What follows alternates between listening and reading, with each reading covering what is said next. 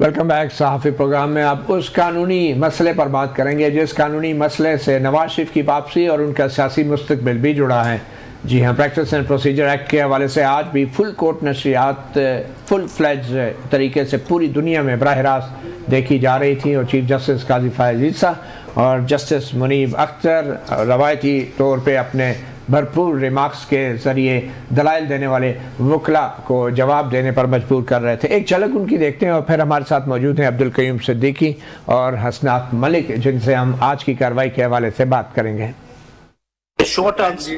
You focus on that. Yes. What does law mean over there?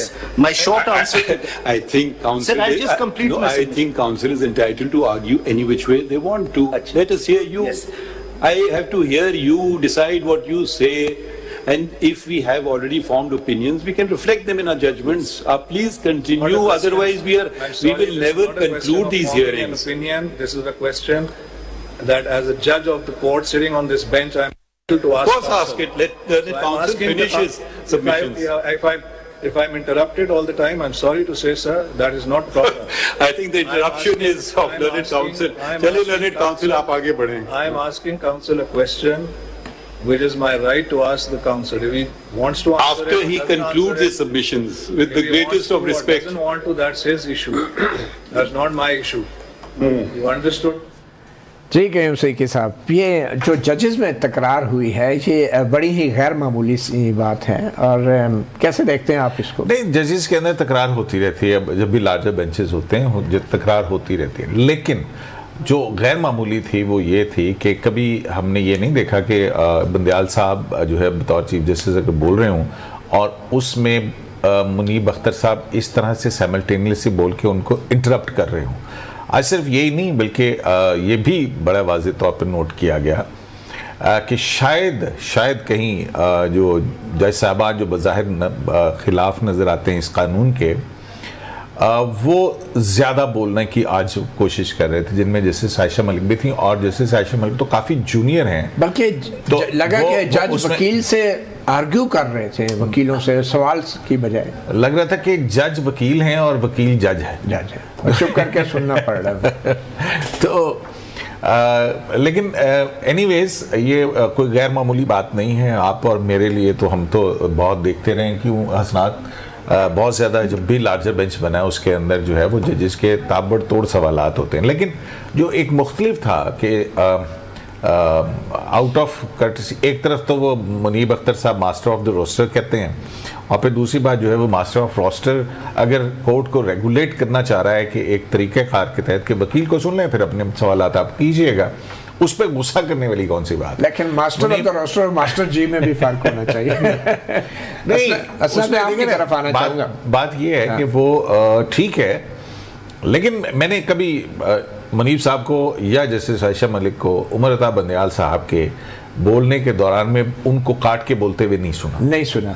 हसनात, आपको क्या लगता है, आपको नहीं लगता खुद चीफ जस्टिस काजी फायज़ ईसा भी भूल जाते हैं अपने बनाए हुए प्रिंसिपल और वो खुद भी वकील को इंटरप्ट करके सवालात करते हैं, ऑब्जर्वेशन करते हैं? मगर आज खास बात यह थी कि जब एक जज सवाल करता है वकील से तो वकील अभी उसका जवाब दे नहीं पाया होता तो दूसरा जज उसको बीच में टोक के सवाल कर देता है, पिछले जज का सवाल रह जाता है और शायद इसी बात पे जस्टिस काजी फायज़ ईसा को भी एतराज़ था। तो आप कैसे देख रहे हैं, कोई असूल कोई प्रिंसिपल चल रहा है या फ्री फॉर ऑल है?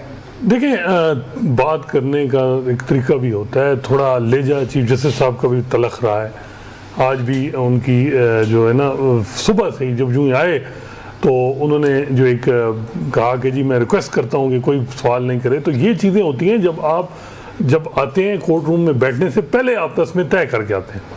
अब ये पूरी दुनिया को नहीं दिखाना कि जी हम ये रिक्वेस्ट और ये चीज़ उसका या तो आप फुल कोर्ट बनाया नहीं बनाना था, जब बनाया है तो मेरा ख्याल है कि चाहे वो डेलिबरेटली गलत सवाल करने से तो नहीं रोका जा रहा है, बात ये है कि कंक्लूड नहीं, मेरा ख्याल है कि रोक रहे थे। अगर आप यूं साहब वो पहला देखें, वो ये कह रहे थे कि जब जैसे मुनीब उसका पॉइंट तो पूरा करने दें। नहीं, वो जैसे मुनीब और उनकी आपस में फैसल सिक्की की मुकालमा हो रहा था, ठीक है, चीफ जस्टिस साहब को चाहे जैसे भी है उसको कंक्लूड वो बात हो जाती। फिर जो ही जस्टिस मुनीब सवाल कर रहे थे तो बीच में चीफ जस्टिस साहब इंटरवीन कर गए, जो मेरा ख्याल है गैर मुनासिब था। बाकी आप कह सकते हैं कि जी दूसरी तरफ जजेस जी डिले कर रहे हैं, ठीक है, फुल कोर्ट बना है, एक आध हियरिंग और हो जाएगी, लेकिन जो सारा एक परसेप्शन है कि जी हार्मनी मेंटेन कर रहे हैं, जैसे बंदयाल ने डिसेंट को दबाया है, तो ये फिर वो कि जी कहा जाएगा जी कि यहाँ तो ओपन बहुत ऑफेंसिव है ये कहा जाए कि जी जो है वो दबाया जा रहा है या उस तरह की कोई बात नहीं। मैं कह रहा हूँ कि पहले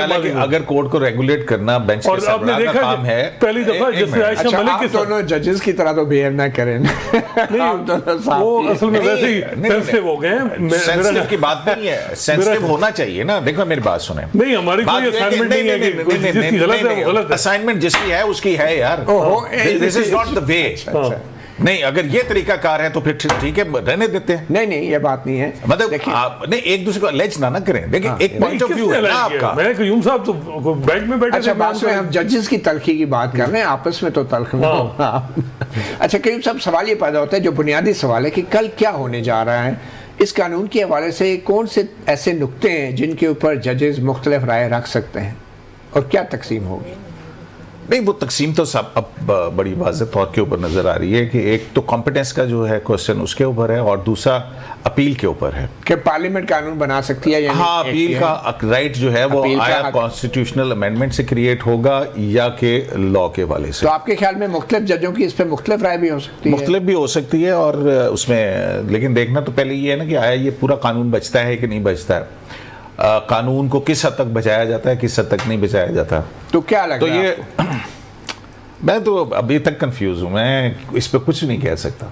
अच्छा, हाँ, मतलब कोई बाकी अभी तो कल जो है वो अटॉर्नी जनरल के आर्गूमेंट्स होंगे और मेरा ख्याल है कि अटॉर्नी जनरल कल जो है वो खासा वक्त लेंगे और उसमें मेरा ख्याल है कि उनको तो चाहिए तो ये कि 184(3) जो बात हो रही है ना कि क्यों पार्लियामेंट को ये कानून बनाने की बड़ा ज़रूरत पड़ी, उसमें उन्हें 184(3) के सारे जजमेंट्स जो है ना किस किस दौर के अंदर क्या क्या फैसले हुए वो सारे निकाल के सामने रखने चाहिए और उसका क्या मईशत और सियासत को नुकसान हुआ। मेरा ख्याल है ये कल करना चाहिए अटॉर्नी जनरल। वो पढ़ने तो नहीं देंगे शायद, लेकिन कोई असनाद, लेकिन कोई डाटा तो आ सकता है ना। ठीक है जी, असनाद आपको क्या आगे से वो सवाल आता है कि जी हम कब मना कर रहे हैं कि हमें रेगुलेट ना करें, लेकिन कॉम्पिटेंस का मामला है, पार्लियामेंट क्यों कॉम्पिटेंस है या नहीं। जैसे एजाज जो है वो बड़ी स्मार्टली जो है वो आगे से कहते हैं जी कॉम्पिटेंस का मामला है कि क्या पार्लियामेंट को ये कॉम्पिटेंस है या नहीं। पहली दफ़ा एक लेजिस्लेशन हुई है जिसमें इंटरनल वर्किंग सुप्रीम कोर्ट की रेगुलेट करने की पार्लियामेंट ने कोशिश की और मेरा ख्याल है कि बजा थी। आज चीफ जस्टिस साहब ने भी यही कहा, जब chief justice full court meeting ना बुलाए, जुडिशियल ऑर्डर किया जाए तो उस जुडिशियल ऑर्डर को वो अमल दरामद ना करे। फैसल सिद्दीकी के इसके पास कोई जवाब नहीं था, देखिए, और उसके बाद फुल कोर्ट मीटिंग भी ना बुलाए। नहीं, जवाब तो शायद वहीद ने कहा, देना नहीं चाह रहे, जैसे शायद वहीद ने कहा जी कि फुल कोर्ट दूसरे जजेस बुला लें और ये कहाँ लिखा हुआ है कि चीफ जस्टिस ही बुलाया जाएगा, तो कहा गया कि जी ट्रेडिशन है। वो बात यह है कि जस्टिस बंदयाल जो हैं और जो उन्होंने तो फुल कोर्ट मीटिंग नहीं बुलाई, चाहे वो स्पेशल बेंचेस के हवाले से ही एक जुडिशियल ओपिनियन थी, उन्होंने एक रजिस्ट्रार के जरिए डिस्कार्ड कर दी कि जी नहीं आप।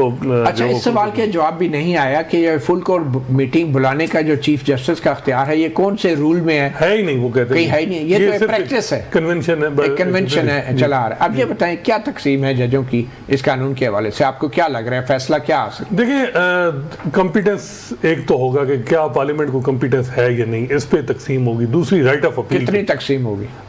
देखिए, जो बज़ाहिर लग रहा है वो ये है कि कुछ जजेस जो खामोश हैं, आज जस्टिस हसन रिजवी साहब की भी एक ओपिनियन पढ़ के सुनाई गई जो उन्होंने एक, तो क्या तकसीम क्या होगी? तकसीम मेरा ख्याल है कि मेजॉरिटी जो है वो पार्लियामेंट की कॉम्पिटेंस मान जाएगी, लेकिन जो राइट ऑफ अपील की बात है उसमें अब देखना होगा कि क्या मेजॉरिटी है या नहीं। आपको क्योंकि जैसे याहिया अफरीदी और नहीं, फिर अगर यही आर्गूमेंट अडॉप्ट किया जाता है जो कि इजाजुल एहसन साहब का, मुनीब अख्तर साहब का, तो फिर वो बड़ी राइटली जस्टिस मोहम्मद अली मजहर ने कहा कि फिर कंटेम्प्ट ऑफ कोर्ट का और मुसाबत की जो कंपटीशन कमीशन का और फिर उसके बाद उन्होंने न्यूज़पेपर लेकिन वो 188 के तहत स्टैट्यूटरी बॉडीज को, वो दूसरी बात है नहीं, उसके साथ अपील तो क्रिएट की गई ना। फिर अगर ये प्रिंसिपल रखा जाएगा तो फिर लॉ के जरिए क्रिएट की गई अपील जो है फिर वो सारी फिर उसको भी फिर सेटिस्फाइड करना ये वो मामला है जिसके साथ पाकिस्तान की सियासत भी नत्थी हो चुकी है, क्योंकि अगर ये कानून बचता है तो नवाज शरीफ को मौका मिलेगा